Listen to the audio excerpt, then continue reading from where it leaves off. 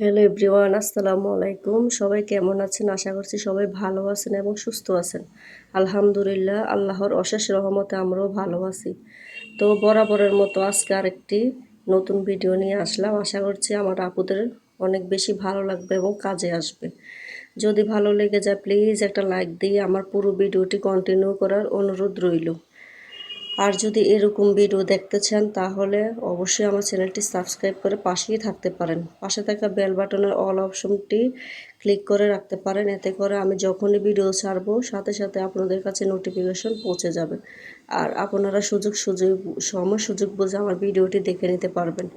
তো চলেন আজকের টিপসটি প্রথমে শেয়ার করি। এখানে আমি 1 কেজি 1 কেজি পরিমাণে শিং মাছ নিয়ে আসছে বাজার থেকে। এখন আমি এগুলোকে কিছুটা লবণ দিয়ে দিছি যাতে তাড়াতাড়ি একটু মরে যায় আর কি। তারপরে আমি আবার সাথে সাথে কুটে নিতে পারবো।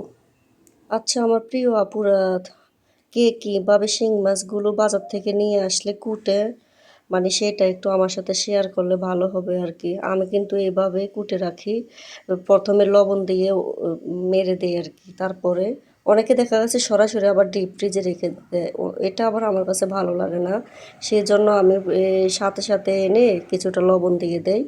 এটা জীবিত থাকে, মানে জীবিত থাকে আর কি, বেশি মারা যায় না। অনেক সময় দেখা গেছে ডিপ ফ্রিজে যদি আপনি সরাসরি রেখে দেন তাহলে কিন্তু এটা আমার কাছে ভালো লাগে না। সেই জন্য আমি যেভাবে রাখি সেই টিপসটাই আপনাদের সাথে শেয়ার করলাম। আশা করছি আমার আপুদের কাছে অনেক বেশি ভালো লাগবে আর কি। যারা জানেন না তারা জেনে নিতে পারেন, আমি এইভাবেই রেখে দেই। তারপরে আবার আমি ওই দিক দিয়ে কিছুটা আলু কেটে নিচ্ছি মাছ দিয়ে রান্না করার জন্য আর কি। তো দেখলাম আমার ফ্রিজে জায়গা নাই, তারপরে আমি অনেক কষ্ট করে আর কি রাখলাম। তো দ্বিতীয় নাম্বার টিপসে আমি চলে আসলাম। এখানে আমি কিছুটা মরিচ নিয়ে আসছি। আমাদের সবার বাসায় কিন্তু মরিচ থাকে, তাই না পুরা? তো আমরা যদি এইভাবে রাখি আর কি, প্রথমে কিন্তু আমি ভালো করে মরিচগুলো ধুয়ে নিয়েছি, নেওয়ার পরে শুকিয়ে নিয়েছি। আপুরা আপনারা চাইলে অবশ্যই, মানে রোদ্রে যদি শুকানোর ব্যবস্থা থাকে হালকা একটু রোদ্রের মধ্যে শুকিয়ে নেবেন, তাহলে আরও ভালো হয় আর কি। তো আমি কিছুটা সরিষা তেল দিয়ে ভালো করে মেখে নিয়েছি সবগুলো মরিচের মধ্যে। তারপরে দেখতে তো আছেন আমি কিভাবে কি করতে আসছি, দেখতে থাকুন, দেখলে অবশ্যই বুঝে যাবেন আর কি। আমি বলার চাইতে দেখতে অনেক সুবিধা হবে, সহজ মনে হইতেছে না? এটা কিন্তু আসলেই সহজ। এইভাবে যদি টিপসটা ফলো করেন সারা বছর আপনি সংরক্ষণ করে মরিচটা খেতে পারবেন। অনেক সময় দেখা গেছে মরিচগুলো ফ্রিজে রাখলে নষ্ট হয়ে যায়। আমি কিন্তু মরিচ যখনই ফ্রিজে রাখি সব সময় দেখি নষ্ট হয়ে যায়, তাই এই টিপসটা ফলো করে আপনাদের সাথে শেয়ার করলাম আর কি, যাতে আপনাদের উপকার আসে। তো তৃতীয় নম্বর টিপস হচ্ছে, আমাদের অনেক সময় দেখা গেছে হাত থেকে তেল পড়ে যায়, মানে আমরা এটা কীভাবে উঠাবো সেটা জানি না। অনেক সময় দেখা গেছে টিস্যু অথবা কাপড় দিয়ে যদি উঠাতে যায় এটা কিন্তু ওঠে না। এভাবে যদি আমরা কিছুটা ময়দা দিয়ে বা আটা দিয়ে এভাবে উঠিয়ে নেই তাহলে কিন্তু খুবই সহজভাবে উঠে যাচ্ছে। আমি তো পুরোপুরি অবাক হয়ে গেছি এটা দেখে। আমি না দেখে আর কি বিশ্বাস করলাম না। তো আজকে যাতে এটা উপকার পেলাম আমি, তাই তো আমার আপুদের সাথেও শেয়ার করলাম।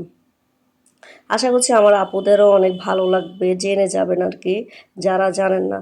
আর চতুর্থ নাম্বার টিপস হচ্ছে যে, আমাদের বাসায় তো এরকম কোকা কোলা বা সেভেন আপের বোতল থাকেই, সবার বাসায় কম বেশি থাকে, তাই না? আমরা সবাই যাতে এগুলা খাই।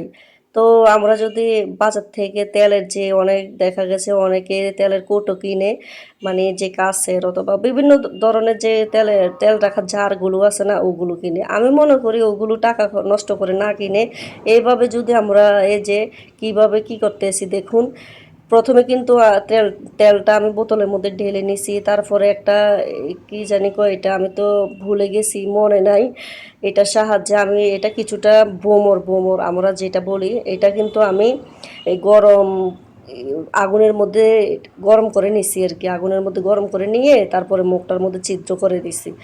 তো এই তো হয়ে গেল, আমার কি সুন্দর তেলের জার হয়ে গেছে, আর কিনা লাগবে না। আর এটা হচ্ছে আমার পঞ্চম নাম্বার টিপস।